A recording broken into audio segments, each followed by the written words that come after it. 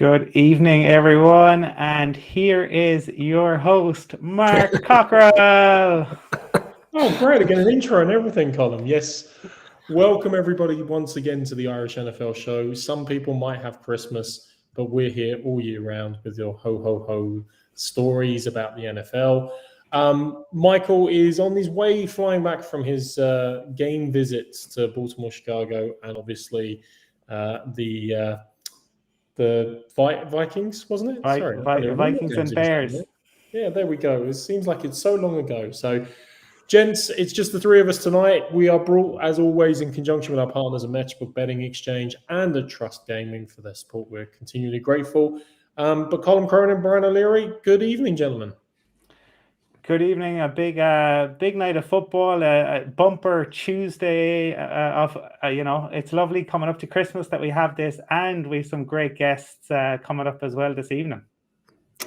Yeah, the games last night. I suppose the first game, despite the number of players absent because of the COVID situation, I thought it was a reasonably good game, and the Raiders just about got over the line in the end. It looked like they'd thrown it away with that interception in the second game. And I'm sure Michael will have plenty of story for us when he returns to the show later in the week, but it didn't look like the best of games. And it kind of probably rubber stamps what we already knew, which is that Matt Nagy, not Jim now, Mark, Matt Nagy is certainly on his way out of Chicago, because it looked like he was having a mare of a time on the sideline last night. And the Vikings roll on and keep themselves within a squeaky chance of the playoffs.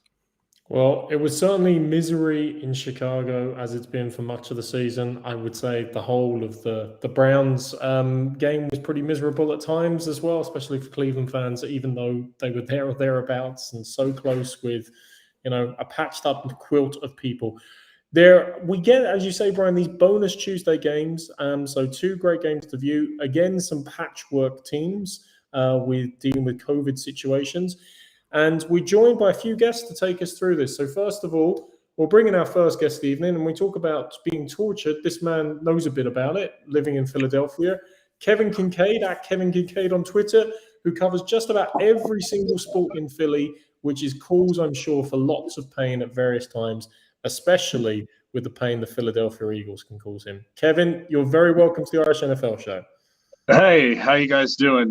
Yes, never a dull moment in Philadelphia with the current state of the sports teams. But if the Eagles can't beat Washington's third-string quarterback, then, who knows?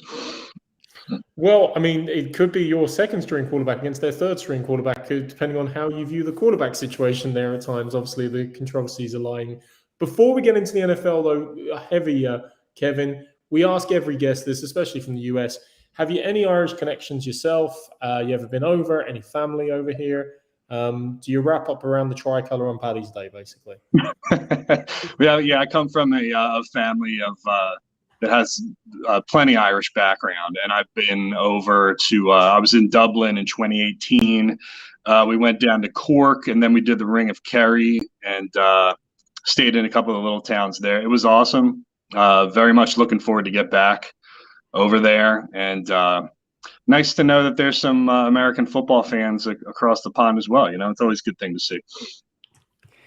I love hearing that you went down to Cork and the Ring of Kerry. That's my part of the world, and I think this show, I think some of the ribbing about Philly, Kevin, comes from the fact that I've a bit of a soft spot. I'm a Broncos fan, but I spent a summer in Philly, and I do have a soft spot for the Eagles. And we've got Brian is a Giants fan, so there's a lot of ribbing that goes on. But I'm interested in, I suppose, just your observations on the 2021 Eagles. We've seen at times Jalen Hurts, when they threw the ball, ran the ball 5 times against Dallas, which makes no sense to me. Then they lean into the run game. They have a bit more success. Then obviously we saw Minshew Mania take over for a half, I think, in the last game, and kind of died away in the second half. But your thoughts on I suppose, in terms of the QB situation, do you think Jalen Hurts has done enough to buy himself another year, or are they going to look to make a change in the offseason? Well, I think that answer depends on what you believe philosophically. And what I mean by that is, I think a lot of us viewed this Eagles season as a fact-finding mission, right? Well, we knew that they weren't going to win the Super Bowl, right? And it was a transitional year, and we were trying to learn as much about the team as we could. And obviously, a new head coach and a new quarterback were questions 1A and 1B. Could they be long-term pieces here in Philadelphia? I think Nick Sirianni has evolved and adjusted very nicely and discovered what his strengths are and fit his scheme to his players instead of vice versa. Some coaches come in and they want to jam the square peg into the round hole and keep jamming and jamming. He came out throwing the ball and then said, hey, we're a running team. I got a quarterback who can do things with his legs.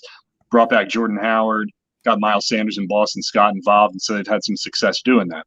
So the question is, can you win in the playoffs and win consistently if you're going to be a running team? Do you want to replicate the Baltimore Ravens and try to do what they're doing with Lamar Jackson? Can you do that with Jalen Hurts? And if the answer is yes, then you have your quarterback.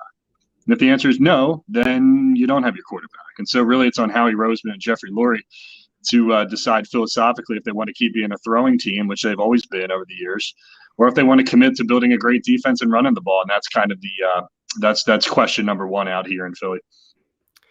Kevin, your thoughts on the general manager at the moment? There's been a lot of talk during the season that Eagles fans were getting a bit disgruntled going into the next draft, 3 first-round picks now. Do they trust him to be the man making those decisions in the long run? No, but he still gets the benefit of doubt because they won the Super Bowl less than 5 years ago. You look at all the great signings he made then, and they all worked out for him.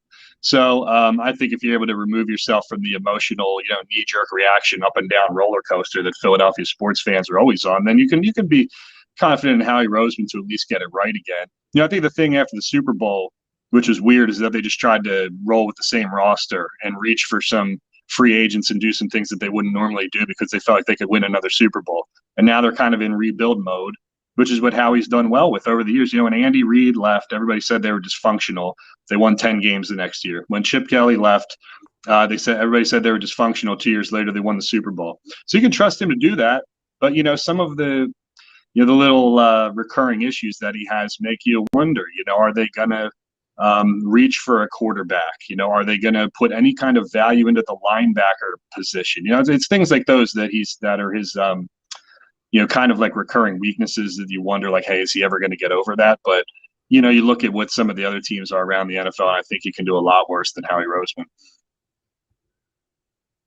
I don't want to rehash old stories, but it's remarkable. The GM gets a little bit more leeway, but the coaching staff, obviously, for reasons maybe self-perpetuated, obviously, didn't get quite as much leeway post the Super Bowl run, and obviously the glow that came from that.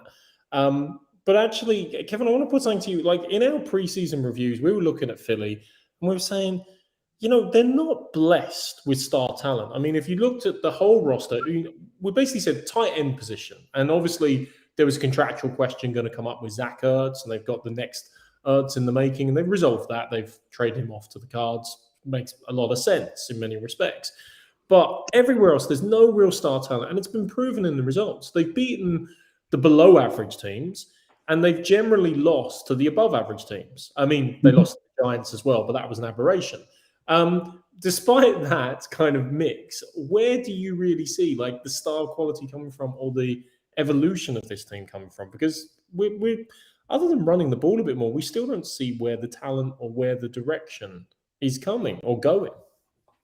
Yeah, definitely on the defensive side, they need a linebacker badly. Darius Slay has kind of had a rebirth this year, and he's playing at a Pro Bowl level. They need 2 safeties, though. The defensive line, ironically, was supposed to be a position of strength. And then Brandon Graham goes out injured. Fletcher Cox has kind of regressed a little bit. He's getting older. Javon Hargrave's having a good year, though, playing at a Pro Bowl level, too. But you wanted more from Derek Barnett and Josh Sweat at defensive end, right? Ironically, I think the strength has been on the offensive line, which kind of proves what people were arguing last year was saying that Carson Wentz or any quarterback would not be able to win with 80% of his offensive line missing. So Jason Kelce's going to the Pro Bowl again. Jordan Mailata has been a revelation. Landon Dickerson on the field and playing well too.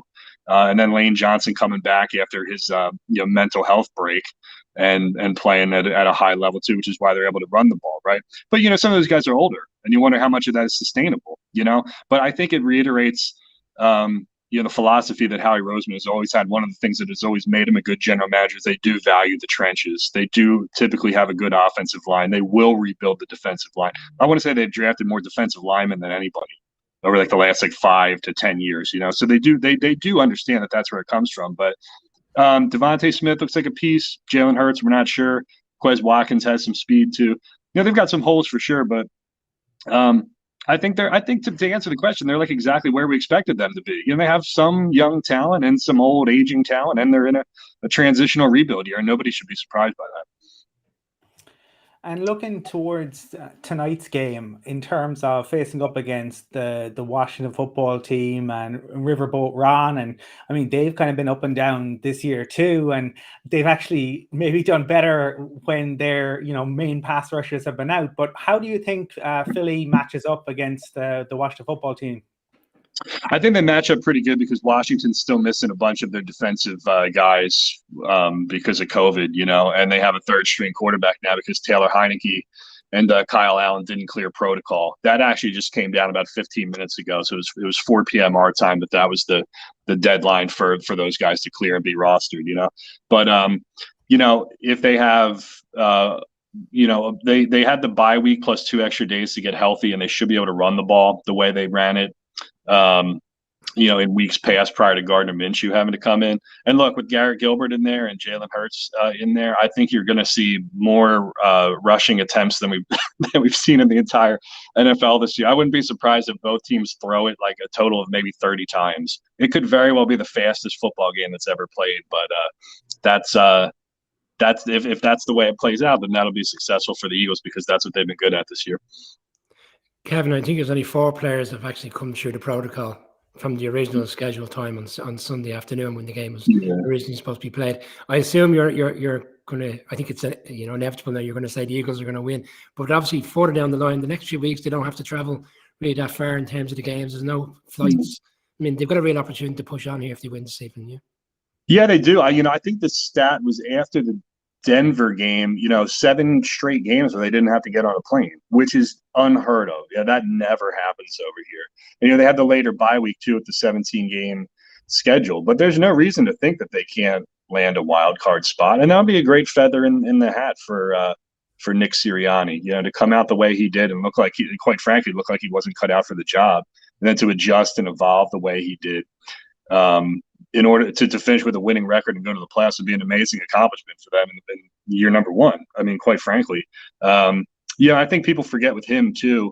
Not only was he learning how to be a play caller for the first time, but he was learning how to be a head coach at the same time too. Not just the game management, the timeouts, knowing when to challenge, communication in the headset, trying to figure out which staffers are going to be upstairs, which are going to be downstairs, and then calling plays at the same time and talking to the quarterback. He took a ton of responsibility and put it on his shoulders this year. So I think when you look at it from a macro perspective, you have to be happy with where they are, and you have to give a lot of credit where credit's due. And Kevin, you just alluded to it. If they win tonight, they do back end into the 7th seed, the final wildcard spot, just leapfrogging over the Saints. And then they've got 3 divisional games against Washington again, as well as the Giants and the Cowboys to round out the season. You'd hope, from a Philly perspective, Week 18, the Cowboys rest players, and you've got a viable run to the playoff spot, and then who knows indeed. Kevin, we're really conscious of your time and appreciate it's game day for you, and you're a very busy man in terms of covering the game. Really like to thank you for joining us this evening, just to briefly set up and preview the game. And hope to have you on again sometime, or even back over to Dublin, Cork, and the Ring of Kerry for a visit at some occasion. Yeah. Well, definitely let me know if you need me again, and if I do make it over there, I'll get in touch with you. But you just have to buy me as much beer as I can handle. All right. I think that's a given. I think that's a given, Kevin, and everything. Kevin Kinkade at Kevin_Kinkade at Twitter. Thank you so much for joining us tonight on the Irish NFL Show. Thanks, Kevin. Thanks, guys. Take it easy. Thanks, Kevin. Appreciate it. And Kevin's got an advantage, obviously, because at least the Eagles are going to turn out with a full team, gents. It's not really the case that we can necessarily say that about the other team in this matchup this evening. And unfortunately, our next guest on the show might be still doing the research as to who exactly is going to turn out for the Washington football team, who exactly are the players that they're going to see on the field tonight.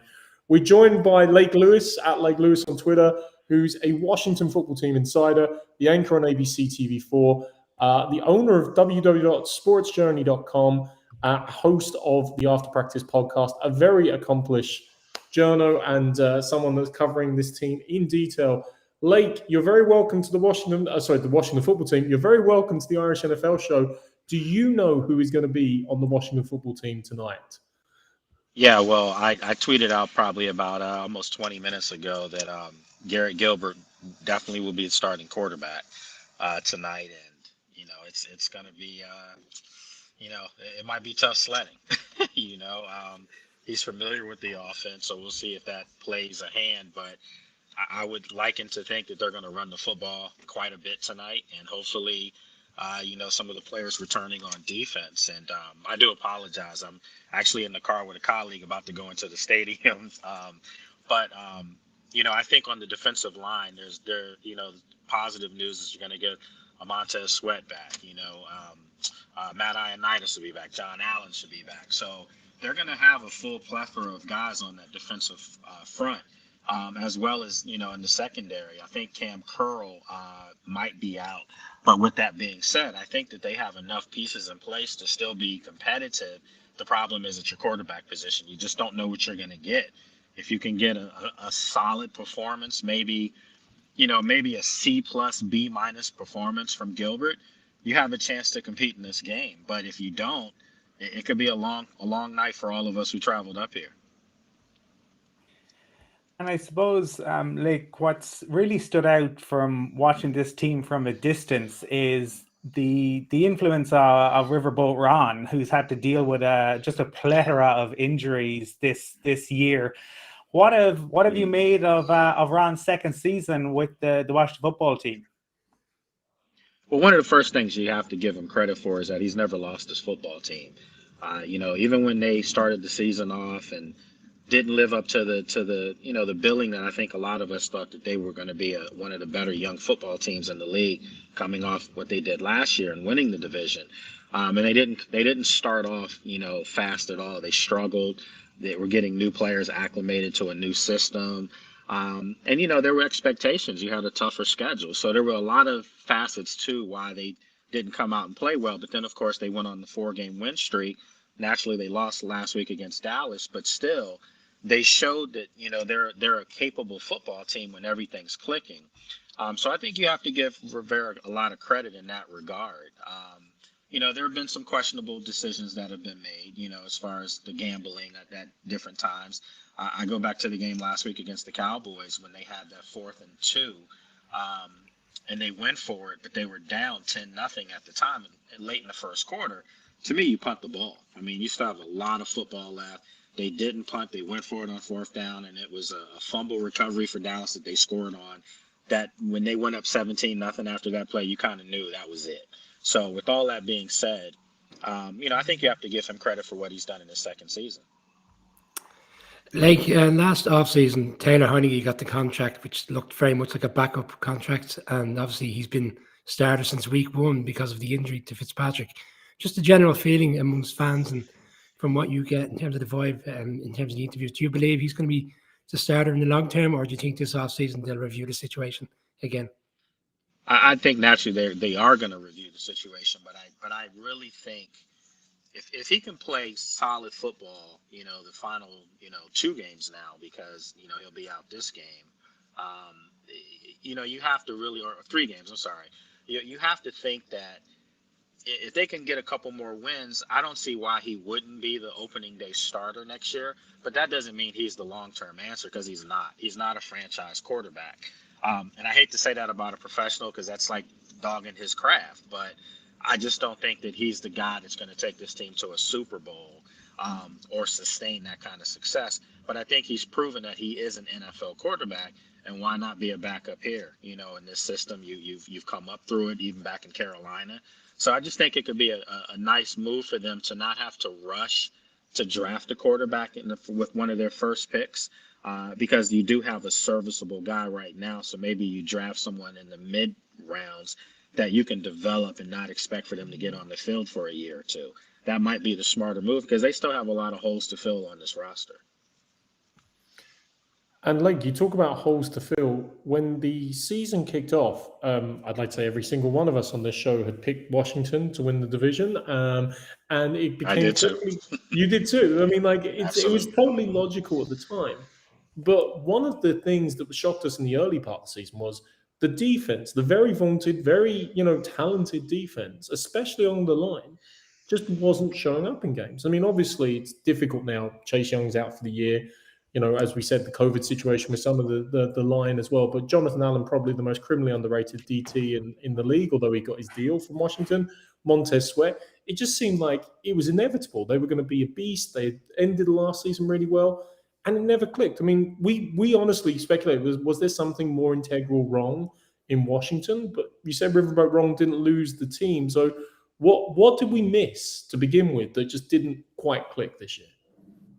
Well, for one, I think, the defensive line had a lot of pressure on them to be dominant. I mean, just, but you never saw that consistently. So in order to get those kind of accolades, you have to have proven that you were able to do that and sustain it. And they've never been dominant where they sustained it. They showed glimpses last year of possibly what they could be. And I think naturally people thought with Matt Ioannidis coming back, because for my money, I've said this for years, up until this year with the play of John Allen, who's right now their best interior lineman, I always thought Matt Ioannidis was that guy. I really did. So he got hurt last year, ironically, in the Philly game, first game of the season, was out for the rest of the year. So you're bringing him back, and then, if you look at you drafted a first round middle linebacker who needed to get acclimated to the pro game, the speed of the game. You went out and you got some help in the secondary, and William Jackson brought him from Cincinnati, where all he did was play press coverage, and you bring him here and you're playing a lot of zone, and then you bring in Bobby McCain, similar situation in Miami. So they're changing the way they play to fit into a scheme, that maybe wasn't conducive for their style of play. And I think Ron Rivera, and Jack Del Rio figured out after maybe the sixth game of the season, kind of late, but they figured out, how to best use these guys and get everybody on the same page. And now you've seen the defense play at a high level. It's still a lot of room for improvement. They're playing a lot of young guys because of COVID and injury, but you can see that it's starting to gel. And I think Washington fans need to be encouraged because this is a young football team. This isn't a team that you're going to say they missed their window and they're getting better and everything's, behind them. No, everything football-wise is still in front of this team because it's actually one of the younger teams in the league. So that's a good sign that he hasn't lost them and they're still developing and getting better week in and week out. Sometimes the scores don't show it, but the play on the field, you can see it. And I suppose just in terms of tonight's game against the Eagles, and I think both teams expecting to run it a lot. But what are your, I suppose, thoughts on the Eagles and how the Washington football team go about getting the win tonight? Well, I'll be honest with you. I was hoping that Gardner Minshew was going to be the quarterback. I really did. Not to take away from his game, but this team has problems with mobile quarterbacks. And you go back to that final game last year against the Eagles. Look, Doug Peterson did everybody a big favor in Washington when he took out Jalen Hurts, because Jalen Hurts was putting work in on them, and they took him out, inexplicably on top of that. So, with him being the starter tonight, it kind of worries me. It really does, because you're going to get that continuity back. And he's a big play waiting to happen. I know he sometimes is inconsistent, but he can beat you with his legs and he can beat you with the deep ball too, and Devontae Smith has really started to come on, as in his rookie campaign. So it's going to be a game where I felt like, regardless of COVID or injury or whatever, I felt like Washington was going to have to play an A game to leave Lincoln Financial with a win. And now they're going to have to play an A++ game in order to do that. Because the Eagles aren't a bad team. They've got so much. You almost can argue that the Eagles have more in front of them than Washington does, believe it or not, because the Eagles, if you think about it, they have 3 more games that are going to be divisional games. I don't even know if they have to leave 90-mile radius, so they've got a lot of things going in their favor. Cowboys come in, they travel to Washington, they go up to New York. I mean, you don't have much travel ahead of you. So if you can take care of business and win a game that I think most people think you're favored to win. I think the spread is 8.5. They've got a lot looking ahead of them. I think that Dallas game looms large naturally if they can beat Washington. Like that spread has gone up to 9.5 since Oh my gosh!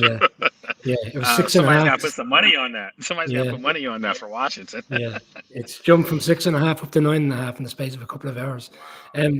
Just away from the game, Logan Thomas, he tore his ACL in the game in Vegas a couple of weeks back, and you touched on players that they have for the future who are underrated to a certain extent. He's a really good player that probably doesn't get the credit he deserves within the league at tight end, but over the past 2 years, he's been really, really effective for the team. Yeah, I think Logan Thomas would have been a Pro Bowl tight end this year. I thought he should have made it last year. I have no problem saying it. He should have made it over Evan Ingram. He had more catches, more reception yards, more touchdowns, and his team won the division. But New York's the biggest market over across the pond. So, I mean, hey, but I thought he would have been on his way this year, obviously, but he's been derailed by the injuries.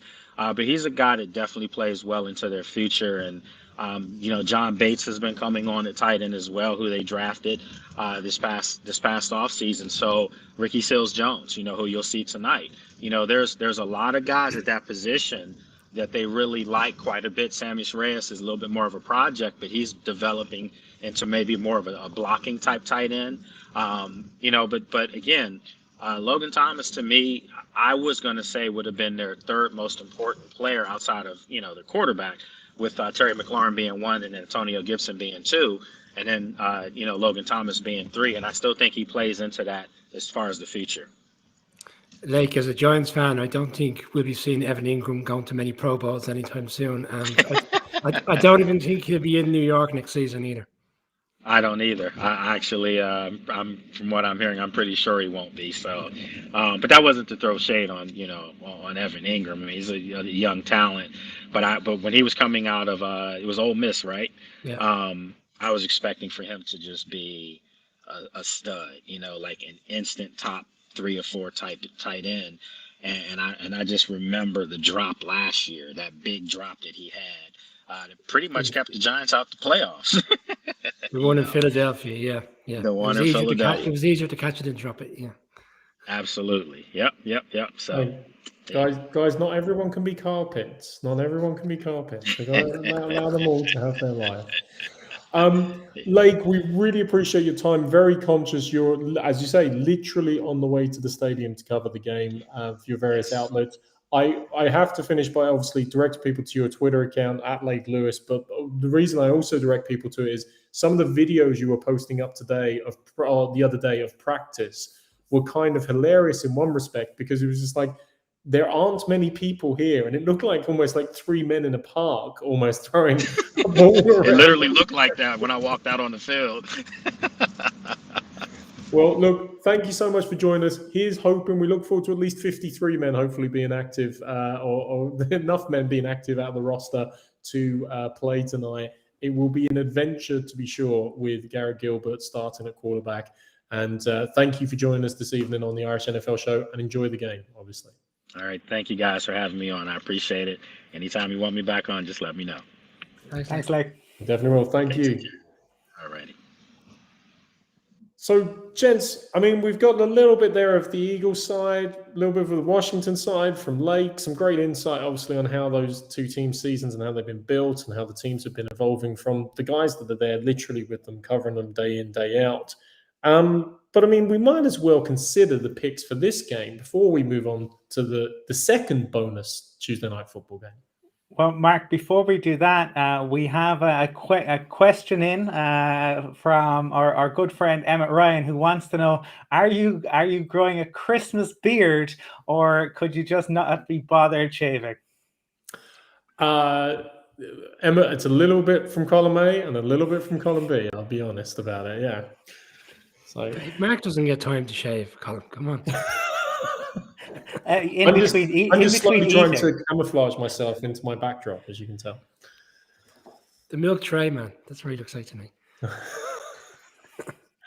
Good stuff. Well, actually, we also have another comment in on the comments, but we'll come to in a minute, which will be something we can touch on in terms of some of the continuing news around COVID. But before we do that, let's deal with our picks for this game. Colin, I'll go to you first in terms of this matchup. I think we've broken it down pretty much that it's the Eagles versus half a team, but does the half a team, every dog has its day. And the Eagles, are known to have an affinity with dogs, but are they going to be upset by this little Cocker Spaniel nipping at its heels? Well, I think you just heard from Lake the concern for the Wash football team is they haven't been able to deal with mobile quarterbacks, and I think that is the one of the issues that they're going to face. I also saw both of these sides go up against the Broncos, and the Eagles did a proper number on us, and the Washington football team failed. I know after that, in fairness, Riverboat Ron righted the ship, and they played to what Heineke can do. He's not a guy who can take really deep shots down the field. He is mobile himself, and it's going to be on the shorter stuff.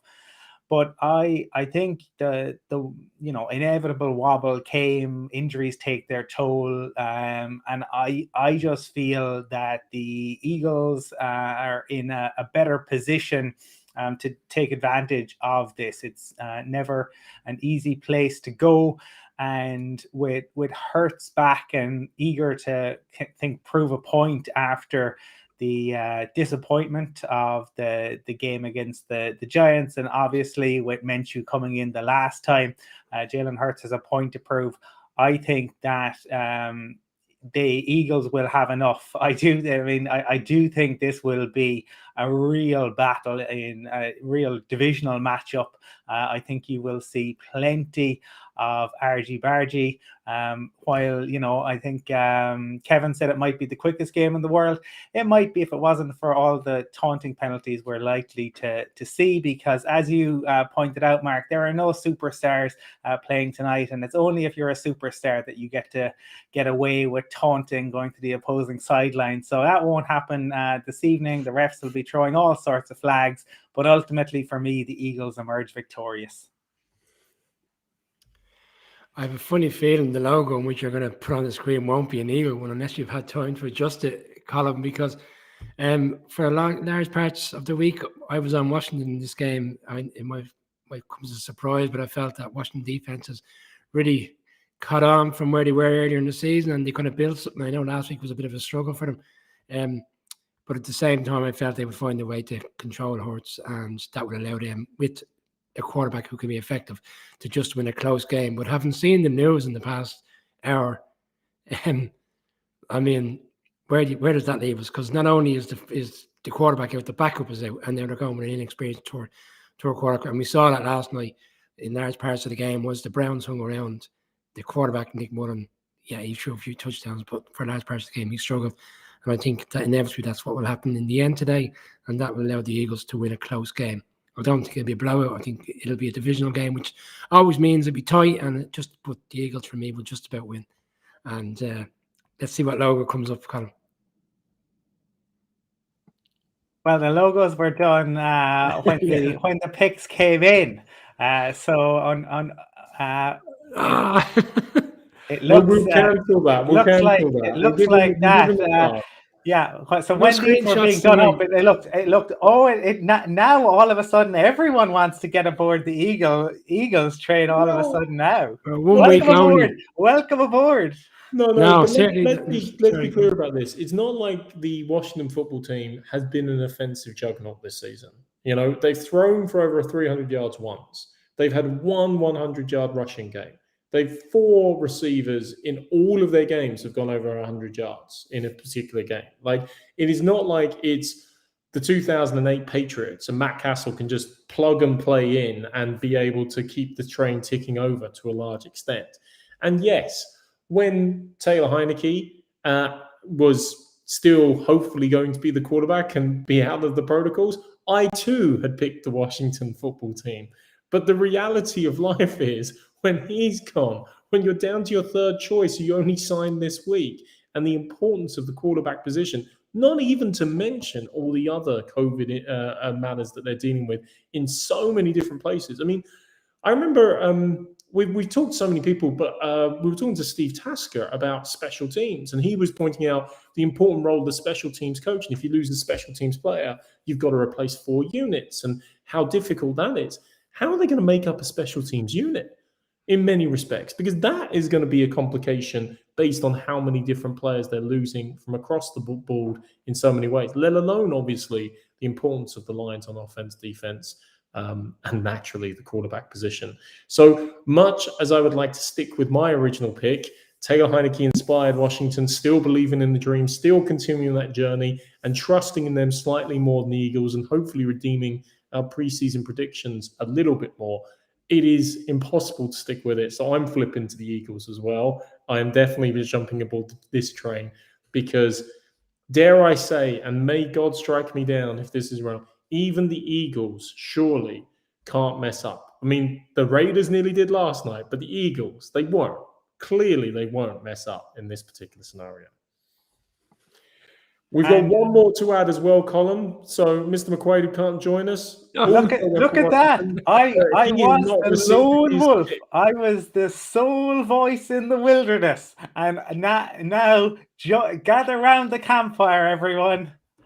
So the campfire will only last at the time of live production and broadcasting. So therefore, we 3 on the Eagles, 1 on Washington. Brian, that campfire will only last for a couple of hours before it goes away. So next week, back to reality. We should not be picking the Eagles. Well, let's be honest about this. If Joe Biden supports the Eagles, if Sylvester Stallone supports the Eagles for one night only, we'll support the Eagles as well. I haven't even mentioned the Fresh Prince, so there's some good things. Nobody said anything about supporting them, Mark. Let's be very clear. I'm certainly going to be watching. I have some Giants fans who watch this show. I don't want anybody thinking I'm supporting the Eagles. I'll make it very clear at 12 o'clock. I'll be watching the Rams Seahawks game. Okay, but gents, I mean, let's before we get on to the Rams Seahawks, which again, these bonus Tuesday night games, the story of the week and continuing to be the story of the week has to be the ever increasing numbers of COVID cases proliferating through teams. Obviously, it's impacted the schedule already. It's impacted the Browns games and the like. Fred's comment there, Colin, you just had it up there.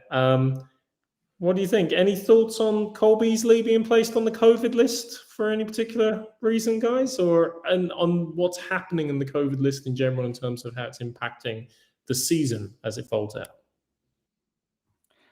I think you could say similar things about Montez Sweat, right? And any number of others.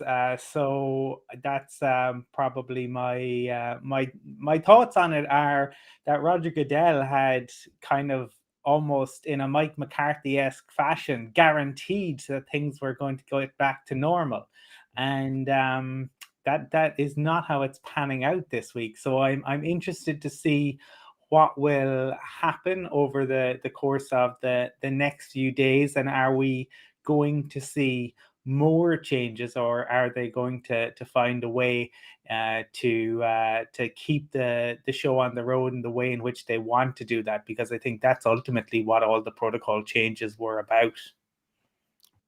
Well, we said earlier on in the season that there'll come a time during the season where there's a crucial game on a particular weekend, and a player will be ruled out in advance. In fairness, we've seen quite a few of them who haven't been vaccinated, and that's come to pass. So, I suppose Cole Beasley, in particular, was one who was very outspoken at in the off season, in the training camp, and obviously the back and forth stuff that we saw on socials. So, for him to go in the week, which you could argue was probably the biggest week of the season for the Bills, when if they could win to Foxborough on Sunday, and having had a strange game a few weeks ago when they were at home to the Patriots, I don't think there'd be very little to be taken from that game. And the Bills will still fancy their chances of going in and beating the Patriots this weekend.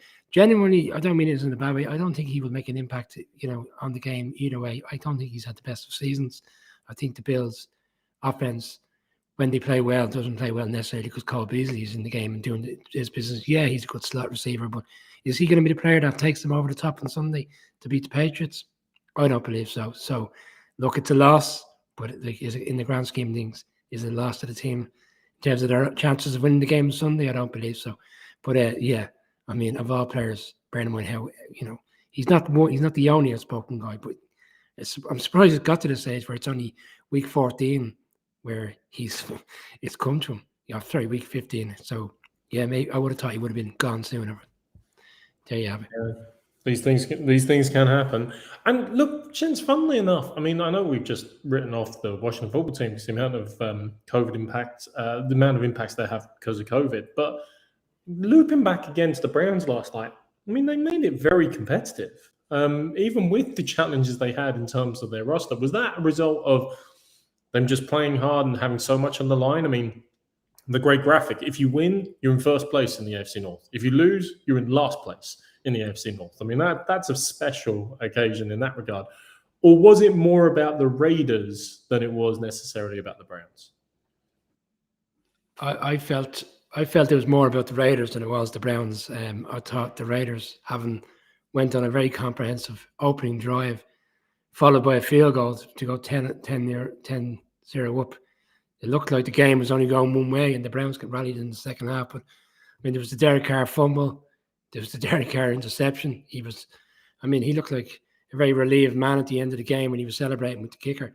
And that kicker, in fairness, he's kicked some really good field goals this year, in crucial spots in Dallas, and then obviously last night, that whole trick of icing the kicker, and in the way it happened, it looked like it was done, and then obviously with the crowd getting, on top of him as well, for him to put it over, I thought fair play to him. But yeah, I thought it was more the Raiders. But Colin might say it differently, I'm not sure. I think it was probably more the Raiders. I mean, I think I've made my thoughts on Derek Carr very clear on this show. He's capable, but he's not an elite QB, and I just think that he's unfortunately always prone to a mistake or two, and I do think it'll be interesting to see what the Raiders might look to do in the offseason. Obviously, there's the head coach decision, but do they stick or twist with Derek Carr? There's lots of soul searching to do for the Raiders. For the Browns, it must be very frustrating to be missing what you are missing and come so close. Myles Garrett said it afterwards, it's all still to play for, and that is the case with this 7th seed added in. Here we sit, in week 15, and it is really all still to play for. Yeah, it's the reminds me of the Clash. Should I stay or should I go now? And if we think about the other matchup we have this evening, both teams that could apply to a little bit. Obviously, the eternal question of the wonderful Russell Wilson, who's questioned his future in Seattle. Pete Carroll, John Snyder, lots of questions about the do you blow it all up and should I stay or should I go? But even on the Rams, they're all go, go, go. I mean, I only heard the other week they saw Brian O'Leary was available and they were going to offer a 2028 fourth round pick for him because that's all about they've got left in their draft for the next 10 years. They are all in. There is no question about it whatsoever. They had the good news, obviously, of the Lions upsetting the Cards, so the door is maybe open. We're going to be joined by a couple more guests to talk through this game in due course. But while we're waiting for them to join us, Colin, there was the small matter of another game last night where the. Do we really want to spend time on that? I was trying to move us on to something positive. You have to spend some time, and I thought Justin Fields, looked better in some respects, but there's still so much work to do. We heard from Michael that Matt Nagy was spitting fire in the post-game press conference. But ultimately, where will it lead both teams? The Vikings still with work to do to make the playoffs. And I think the talking point for me from last night was the Kirk Cousins interception, because I have watched it and rewatched it. I think you could get students of the game, students of physics, students of quantum physics. Was he throwing to another dimension? Because I still cannot make head nor tails of what that was about. I mean, just on that. If he dropped the interception, it was still intentional grounding. I mean, that's how bad it was. Like, there wasn't anyone in the world near him. Brian, sorry, you've seen some bad interceptions in your time. Any thoughts? I've seen an intentional grounding in the Super Bowl where Brady tried to throw 40-odd yards from his own end zone. Look, the game wasn't like I watched it this morning from my sins, and it was a very poor game. The Vikings didn't have to do much to win that game last night. You know, we've seen the Vikings lose games to poor teams during the season, and we've been left scratching our heads saying this Vikings team, it's hard to figure out. And I know we joked about it towards the back end of last night's show around never back the Vikings or never, back against the Vikings. But in this instance, I think it was safe to say that you were better off putting your money on the Vikings. I don't know where the Bears are going to go from here. I mean, this weekend, I think they have another difficult game. They go into Seattle this weekend, and we're going to get to Seattle in a couple of minutes. But the way they're going at the moment, like in fairness to Seattle, with that crowd, despite the season looking like it's over, they still expect Seattle to put up a strong performance. Nagy, like Michael alluded to it in his tweets, haven't gone to the press conference.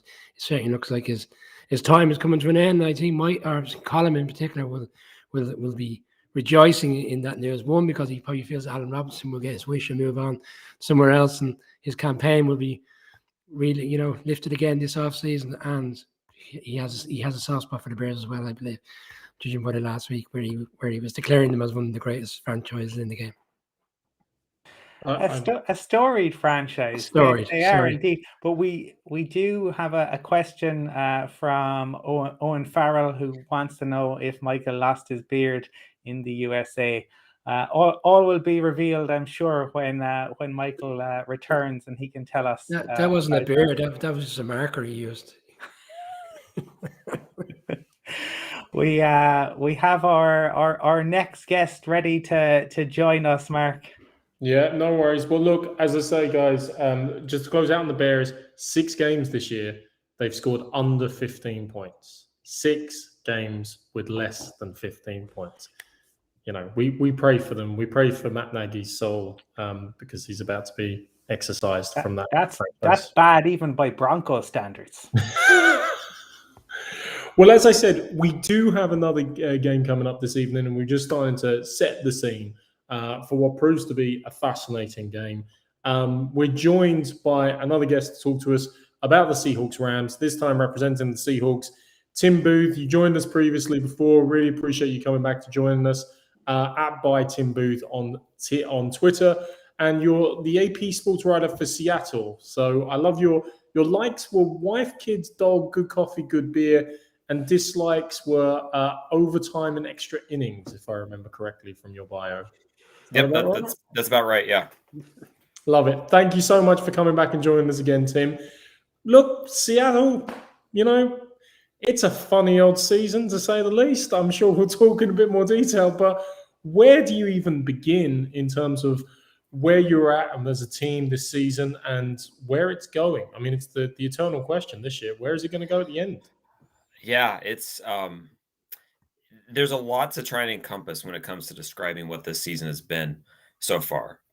Really disappointing, really underachieving from where most of the expectations were.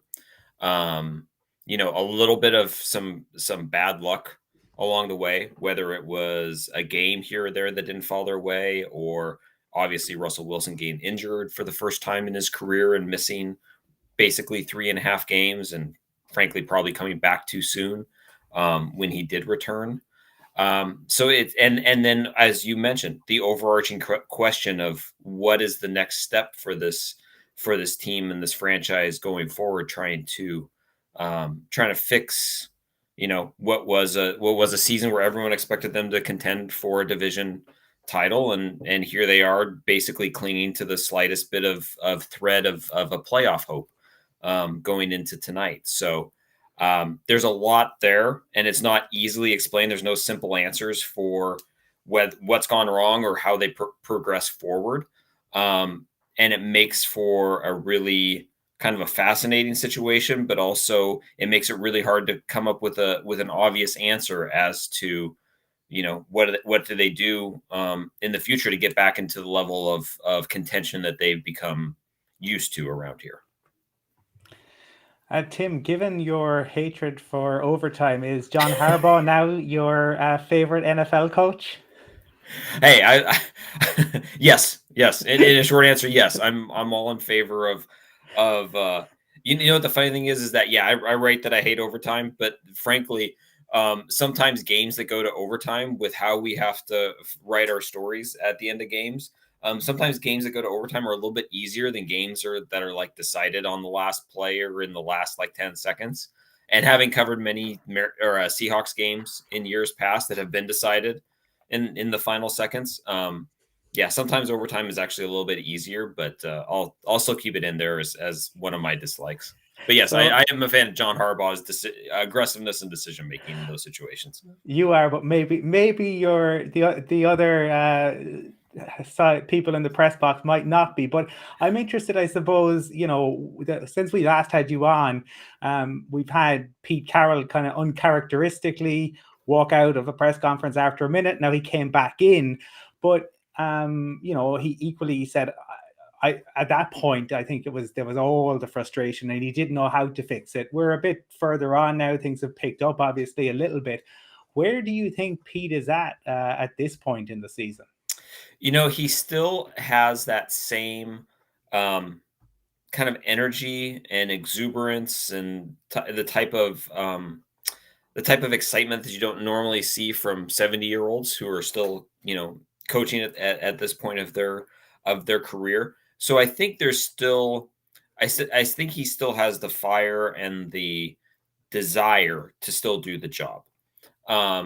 But at that time, earlier this season, there was a level of frustration that we've just never seen out of him here in Seattle. In the early days when he was here, it was a case of he kind of knew what the situation was. He knew he was getting into a rebuild. He knew it was going to take some time. And so that's why when they were 7-9 and 7-9, those first couple of years, there was frustration, but you could kind of see what they were building towards. And what happened this year to that point where he walked out was just a level of angst and not having the answers like he has in the past when this isn't the first time that Seattle's had swoons. They haven't been this dramatic, but they've had times throughout his tenure where they've dipped and they've not played up to expectations. And he's found a way to come up with the solution to get them out of it. And this year it took long. It's taken longer. And the hole that they've dug themselves is greater than in any other time during his tenure in terms of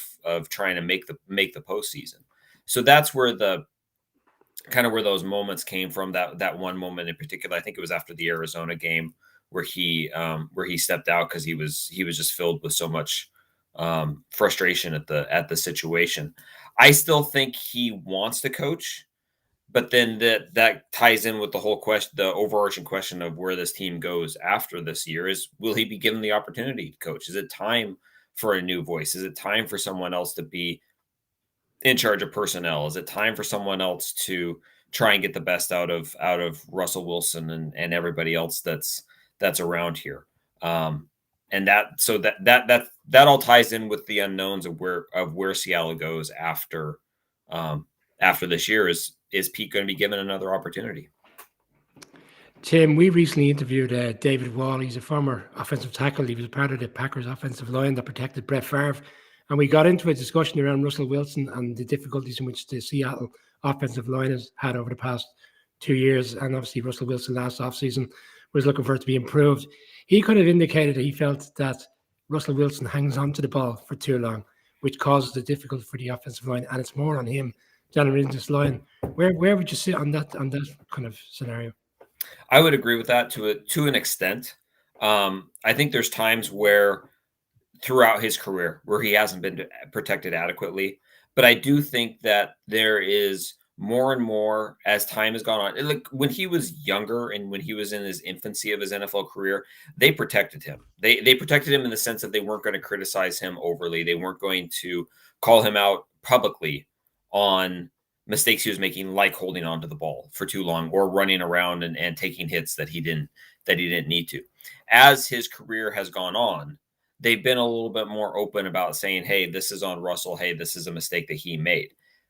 It still hasn't solved the problem. I still think there's lots of times where he is not taking the easy throws, the obvious throws, and he holds on to the ball too long. And I don't know if that's a case of, we'll never get a fully honest answer from him, but it could be a case if he can't see clearly in the pocket to see, receivers that might be wide open across the middle or down the field, but there are times where he simply does not take the obvious throw, or the easy throw.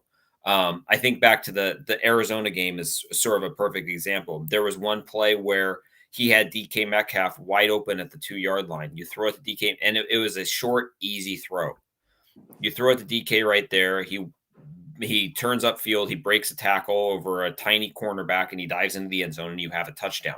Instead, he tried to force a throw across the middle. I think it was to Gerald Everett, in sort of a tough circumstance where it's not a throw that he should be making in that situation. It's too dangerous a throw at that area of the field. It's little things like that where he's not taking what's obviously there or what's designed to be there as an easy completion, an easy option for him to take. And that ties in with the idea of him holding on to the ball too long. When those easy options, when he's not taking the easy options, or his first read sometimes isn't there, he then goes into scramble, backyard, sandlot, whatever you want to call it, mode, where he's running around trying to buy time. And yes, sometimes that leads to huge plays. And that's been a staple of Seattle's offense for his entire time with the Seahawks. But it also opens him up to situations where he's taking sacks in design or play designs where the ball is supposed to come out in 2 seconds and it's not. And your offensive line is expecting the ball to come out in 2 seconds and it's not. And it comes back to look bad on the offensive line, where as much of the responsibility falls on the quarterback for not executing it in the way that he probably should. It's a give and take thing. Clearly the line has not been up to standards as a whole for the entirety of his career, but he's got to take some responsibility for some of that too, holding on to the ball too long and not taking obvious options that might be there. I can't help but think back. It always feels to me on the outside looking in, Tim, that the Rams always beat the Seahawks. Like, I'm going back to the Jeff Fisher times, and the Seahawks were the Seahawks, and the Rams were the lowest low. And it wouldn't necessarily be Jeff Fisher. Let's just be really clear. Usually John Fazell and something special on special teams, breaking a game in an unforeseen fashion. But like, that was then, and this is now, and it feels like it's like a pop gun versus a machine gun in many respects. You look and they're absolutely loaded. Obviously, it hasn't completely fired, but I see you wearing the Super Bowl 48 jacket there and everything, and I'm sure that Colin actually slightly remembers that game as well and sees the damage a dominant defensive team can do to absolutely decimate a team in a key game. Aaron Donald has sacked Russell Wilson, I think, on average once in every game he's played against him, and there's been about 14 or 15 games. Is there really, and I'm just going to say it out loud, is there any hope for the Seahawks in this game? I mean, they've only turned the ball over 10 times. That's about the big positive I can come out of it. But it looks like a monumental task, to be fair. It does. It really does. First of all, I did not wear this on purpose. It was just what was in my closet, and I grabbed it. And just so you know, it's a completely no team specific. It's just a Super Bowl 48 sweatshirt. That's all it is. Tim, it's fine. Believe it or not, it's not even our biggest loss in a Super Bowl. The Broncos are specialists in getting there and absolutely getting annihilated. I am well used to it. That's true. I do remember the history of the Broncos in the Super Bowl. So, but to answer your question, yeah, I mean, it's a monumental task tonight. The one thing, I think there's a couple things going for Seattle.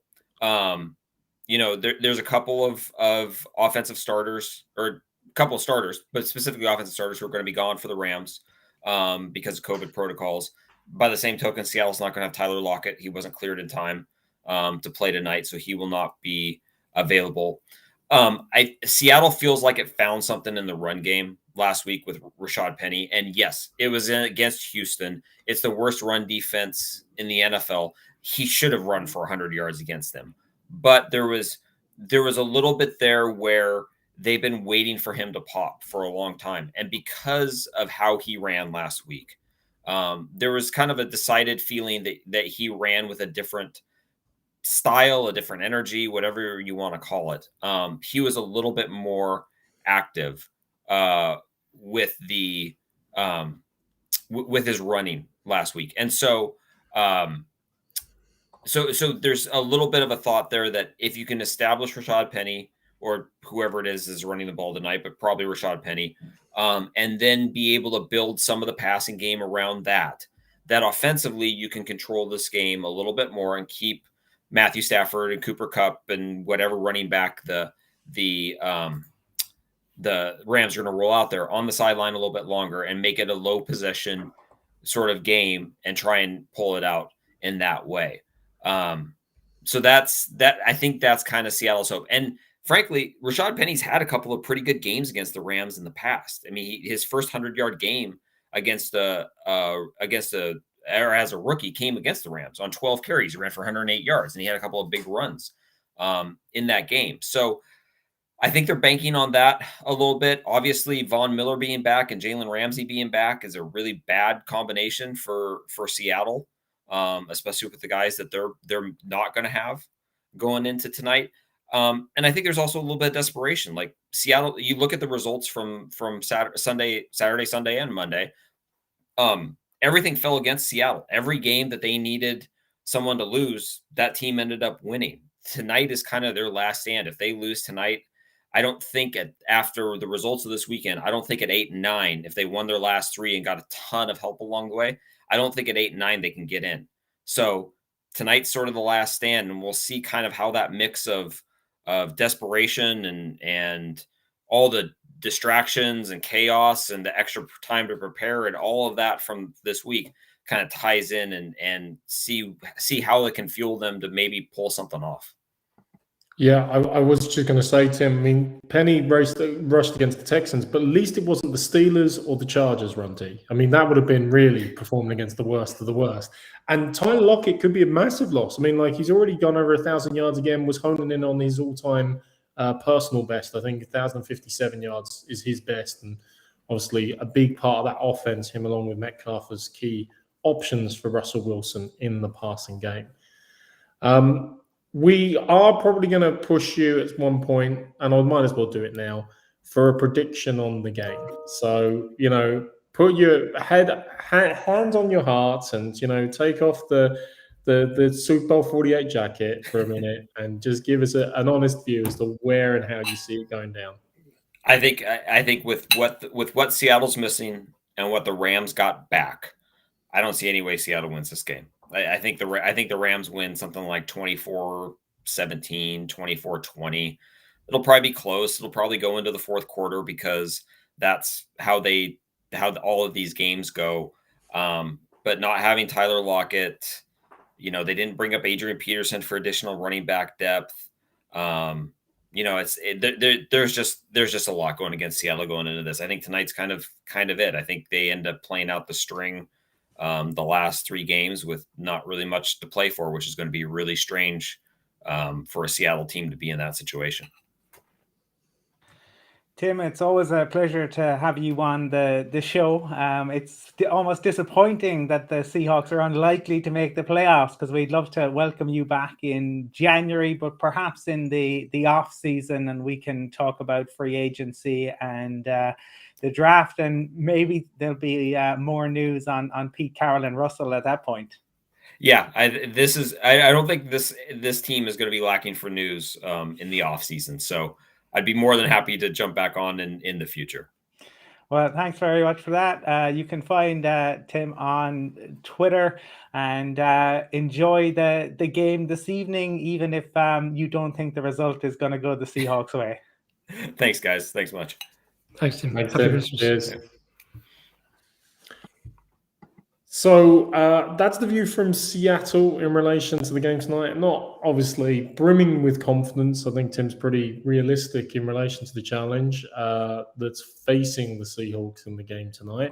But guys, it's fair to say, I mean, the All-Star team, the All-Star cast the Rams pulled together. Oh, we just brought in Von Miller. It's all going to be fantastic. Hasn't clicked perfectly, and dare I say, is Sean McVay getting found out on his offensive scheme yet again? In terms of the offense, hasn't clicked the way it should have necessarily as consistently as they would have liked the last while. I mean, is this Rams team a bunch of overrated superstars, or can they really make a difference in this end game in the 2021 season? Last That's a week, loaded question. A grenade thrown over for you. well, last week I probably would have agreed to a certain extent, but then obviously then last Monday night they go in and show us what we expected and what we saw for early parts of the season when they beat the Bucks, etc. So you can understand why a large contingent of people felt they were certainly in a position to go for Super Bowl, and obviously the acquisitions during the trade deadline and everything that came with that, and obviously bringing in Odell Beckham. They put themselves in a position, like we've discussed, win now. They have very little picks in the upcoming draft. But I have to say, over the past week, in particular that game, like they seem to have rallied behind McVay. There was some footage from the sideline. I know they were playing against a weak Jags team, but in terms of players coming over to him after touchdowns and thanking him for showing faith in that player who was struggling during the season. I think it was Van Jefferson, the rookie who was in his second year, and he hasn't had the best of seasons compared to what he had in his fourth year. And he was thanking the head coach, and we've seen Odell Beckham being very complimentary on the sideline as well. So I think the team, and I think we saw large parts of it last week, that they are certainly playing for the coach. And I thought Matthew Stafford last week, having had his struggles for part of the season, looked back to the player we thought he was going to be in terms of, putting this team in a position to potentially go to the playoffs and deep into the playoffs. But even Jared Goff looked good last week, so let's be careful. I think our guest is here, so we will be able to get maybe a Rams perspective from somebody a bit closer and on the ground and who watches them maybe a little bit more than any of us get the opportunity to. Yeah, absolutely, Colin. So to round out and to obviously be impartial in terms of getting the view, not only from Seattle, but also from LA and the Rams perspective, we're joined by Alexis Kraft. Find her on Twitter at the Alexis Kraft, who's a co-host and journalist for Downtown Rams. Alexis, thank you so much for joining us on the Irish NFL show on a Tuesday night of all the weird occasions that occurs. We ask all our guests, or pretty much all our guests, until I forget from time to time, this question start off with, have you ever been to Ireland? You any Irish roots yourself? Have you ever any desire to come over and drink lots of Guinness? I'm very happy that you asked me this because I was very excited to talk about this. But first, can you guys hear me okay? It wasn't showing me my... Okay, perfect. So I am 41% Irish and British, according to my 23andMe results. I already knew that I had British and Irish ancestors before I took the test, but that was very validating for me to hear that. So I have an extreme interest in visiting Ireland. I never have, but that is something I talk about a lot. People who know me know that I really want to go. I want to visit like the city. I want to see the countryside because I know you have some beautiful countryside over there. Unfortunately, I haven't made my way there yet. It's been pretty hard to travel the past couple of years, unfortunately, especially overseas. But one day I will make it to Ireland, and it is going to be an amazing time. I know it will. I hopefully travel will be much more possible for us all in 2022, and you can make that trip, and Brian can get over see the Giants, Mark can see the Patriots, and I can get back to see the Broncos. But we are here to chat about the Rams, and it's been a bit of a weird season. And I think for a lot of teams, they've gone through this where at different points in the season, they've been very up and down. And for the Rams, they started off so well, and all the talk was the Stafford is in, the offense is explosive. And then they make those trades and, things are on the up. And all of a sudden, it kind of hits the skids. What have you made of the 2021 Rams? I mean, I think going into the season, the expectations were very, very high for the Rams. I think more than any team in the NFL, the Rams have put themselves, for better or for worse, in a win now mode. So if it works out, great. But let's be honest, if it doesn't work out, the Rams have given up a lot of draft capital for guys like Matthew Stafford, Von Miller, some other players are slipping my mind right now. We've signed guys to big contracts. So the Rams really can't afford to not at least make a Super Bowl appearance this year, or a lot of people are going to be very upset. You know, they started off the season really great. I think the first few games played, you know, Matthew Stafford looked really good. Everything looked in sync. We, you know, fans who were a bit fans like myself who were a bit nervous about giving up all that draft capital for Stafford felt very assured. But then we had a game against the Arizona Cardinals that was a primetime game that a lot of people saw that was very, very bad for the Rams. Listen, the Rams just played bad. There's no excuse for that game. That was a really, really bad game. I give the Cardinals credit. They completely exposed every weakness of the Rams, and that kind of set off unfortunately, pretty bad set of games to the Rams. At one point, we lost 3 games in a row. 2 of those were prime time, which always makes it worse, especially as a Rams fan, because everybody I know can watch the games. They can text me, they can message me on Twitter and say, hey, your Rams don't look so good after all. And really, they didn't. So the good news is I think the Rams have been able to kind of figure out where their problem lies. And to me, I think everything revolves around Matthew Stafford. When Matthew Stafford plays well, it's almost like everything goes well. Everything goes according to plan. When Matthew Stafford goes out there and throws pick sixes, takes sacks, misses wide open receivers, which he has a tendency to do sometimes, it kind of derails the whole game plan. And part of that, I think, could also be coaching. But I think overall, I'm happy with where the Rams are at. I think there's definitely a lot to work on, and some things that I wish were better. But overall, I would say they've met expectation. Alexis, I'm interested to hear your thoughts on McVay this year, because when they played the Titans on a Sunday Night Football, he was criticised for getting away from the run game, and that kind of followed further down the line. And when they went to Green Bay, that didn't seem to materialise there. Last week, they seemed to run the ball better. Are the fans kind of, I suppose, wondering where's the balance in this team at the moment? Like, Stafford plays well, but if the run game is working, it tends to work better for Stafford as well. Yes. You know, when you bring up, you know, Sean McVay getting away from the run game, which is something that Rams fans have been very, you know, have criticized him a lot for this season. I think it's in Sean McVay's nature to want to do the flashy play 90% of the time. That's kind of how he made his name in this league.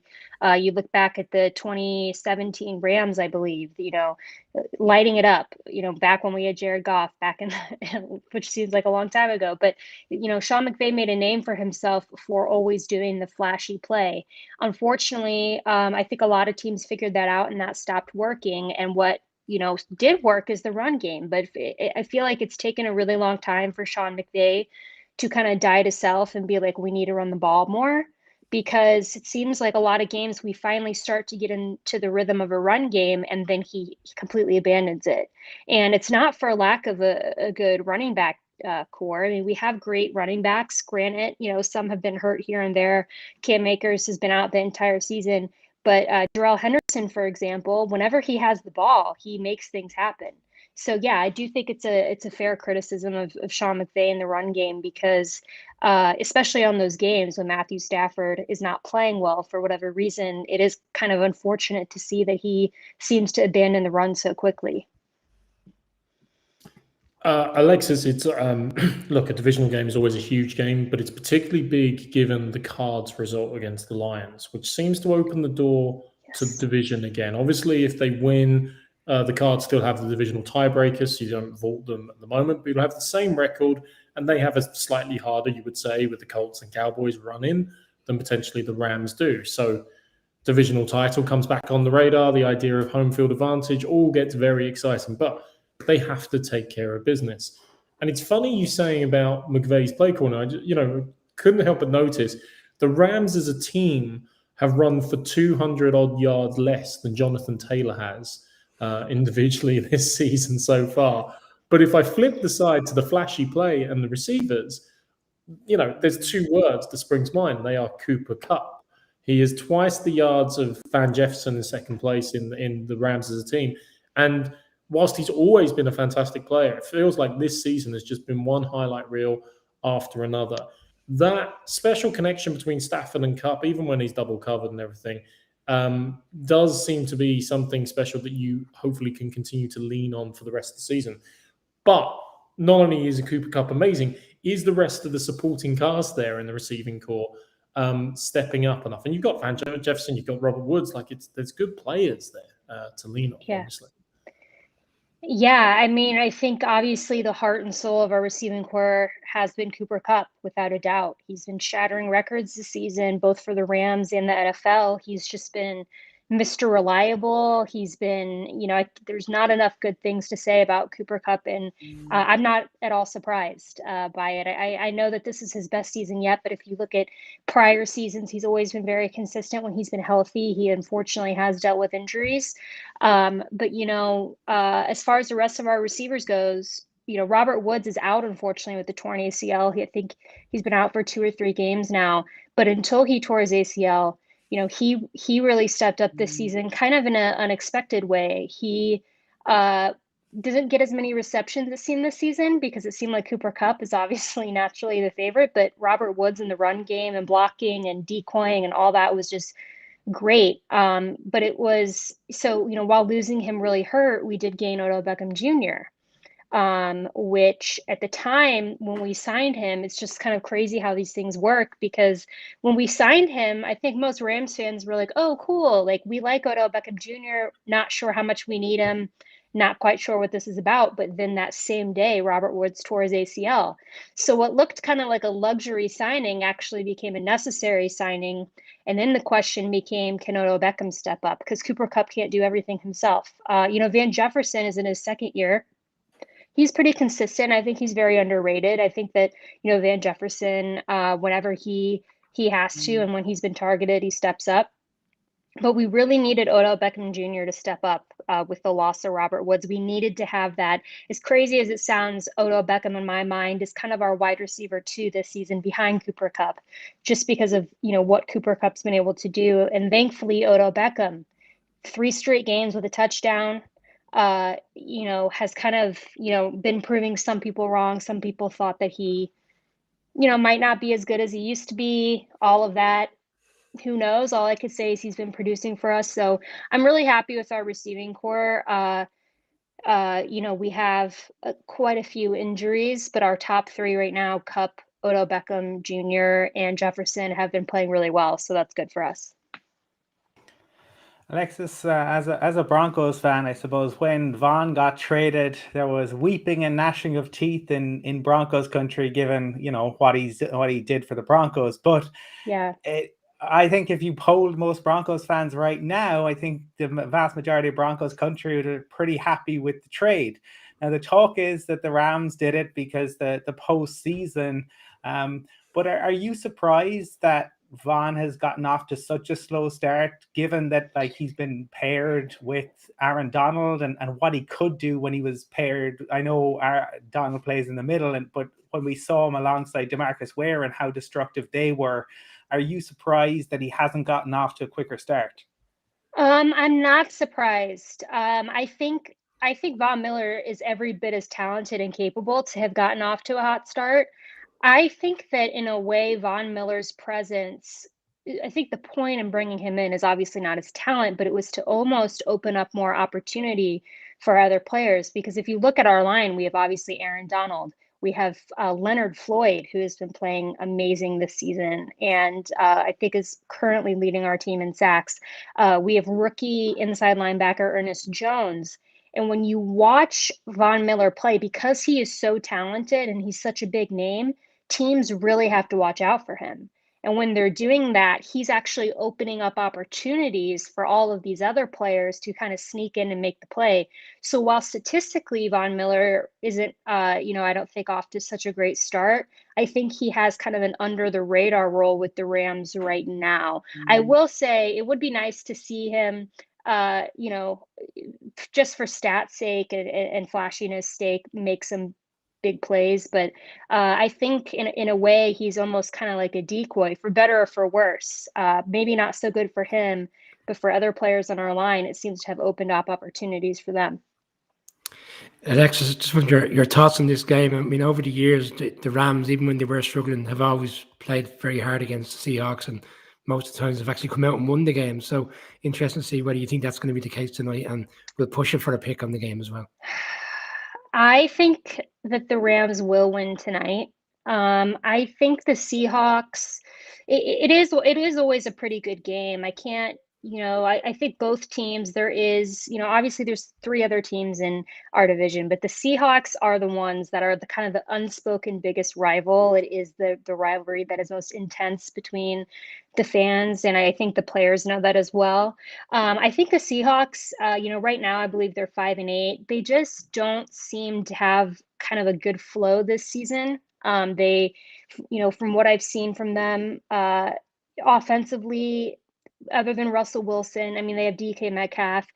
They're okay. They're not really meshing. Their defense is kind of a point of weakness over there in Seattle for them. So, going against the Rams, if the Rams can come out and play how they've been playing the past couple of games, like I mentioned earlier, I think it kind of depends on Matthew Stafford. I expect him to play well tonight. I think the Rams should have a pretty easy time against Seattle. Seattle's also missing one of their top receivers, Tyler Lockett, on the COVID list. The Rams got Von Miller back, so he will be playing. He was activated today. We are going to be missing Tyler Higbee, though, who is kind of our only tight end. Really, we brought up a guy from the practice squad, and now I think we're bringing another guy up from the practice squad. But I still count that as kind of a loss. We don't really have any starting tight ends, but I still think the Rams should play well tonight. But anything can happen against the Seahawks. There's been times where I've said that, and it has not gone our way, and vice versa. So I hope we can win. It's a big rivalry game. Tyler Higbee, always good for a long odds anytime touchdown price in various games, but not tonight, obviously. Alexis, you're very good, and we're very grateful for you to join us on the Irish NFL show today. I mean, the rare Tuesday games to preview. For anyone looking to follow Alexis, it's the Alexis Craft on Twitter. At the Alexis Craft, did I get that right? Yes, at the Alexis Craft on Twitter. And you're a co-host of Downtown Rams. Thank you so much for joining us. And we hope at some point with the 41%, you get to come over to Ireland, and we'll show you around Dublin and columns from the countryside as well. 100%. Not Dublin, so that's fine. Yes. Thank you so much for inviting me on and for having me. I'll come back anytime you'll have me. And like I said, I will definitely let you know when I make it to Ireland. It will happen. Definitely. It will happen, hopefully sooner than later. So looking forward to that. But thank you guys again so much. No worries. Thank you so much, Alexis. Take care. Thank you. Thanks, Alexis. Yep. See you guys. So, gentlemen, the view from both Seattle and from LA is that this is only going one way, which is the Rams are going to win this game. So we might as well cut to the chase in terms of our picks on the game. Until Colin interrupts. Go on, man. Yeah, just before we do that, Brian has, I think, a bit of news about a new offer from one of our partners. Oh, indeed. Yes, Matchbook, one of our partners. It's a Christmas miracle. They've increased their entry offer to, so now it's gone from €15 up to €20. Thanks very much, Colin, for putting it on the screen there. 20 sterling, €20 either way. You obviously have to enter the bonus code Irish NFL Show, and the deposit will be put there for you. So yeah, they've increased the introduction offer, not just for Christmas, but going forward. Again, as always, we thank the guys. They've been very supportive of the show throughout the season, and will be leading into the playoffs and the Super Bowl. If any pizza company out there would like to sponsor Mark Cockrell, I guarantee you will get your money's worth on that. So any of them. I never saw the milk tray man eating pizza on those ads. Guys, every week I'm going to eat pizza on this show. It's the only time I get a chance I get to eat. So yeah, I mean, any pizza company wants to name mention delivering free pizza, we'll definitely take care of them. But now the Tuesday night picks are not sponsored by any pizza company. They are sponsored and presented by our friends at Matchbook Betting Exchange. And gents, we've heard an awful lot about both these matchups, but it is not beyond the realms of possibility on the Irish NFL show that someone going against all thought and logic can go in the opposite direction. And let's face it, it's the 2021 NFL season. Thought and logic has not proved useful at times for certain games. Arizona, Detroit, for example. But Colin, the same sage of the show, surely you're going to go with a sense of logic on this game in making your pick.